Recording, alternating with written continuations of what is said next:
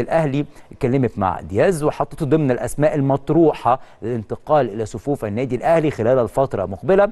اللاعب تم عرضه من جانب احدى شركات التسويق الاجنبيه. اللاعب كان غير مرحب انه يلعب في القاره الافريقيه قبل ما يتم اخباره بالمهمه اللي هيكون موجود فيها، بعد ما عرف انه هيكون موجود في نادي بحجم النادي الاهلي، وموجود علشان الاهلي هيشارك في بطوله دوليه كبيره جدا، كاس العالم للانديه بشكلها الجديد. وافق ان هو يكون موجود وهيلعب امام انتر ميامي في اللقاء الافتتاحي. دي كلها عروض مغريه لاي لاعب. دياز وافق، لكن النادي الاهلي حتى الان متاخر في الرد.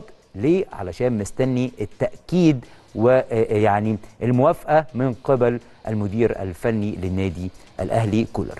كمان كابتن محمود الخطيب رئيس النادي الاهلي متمسك جدا بتعيين مدير للكره ليكون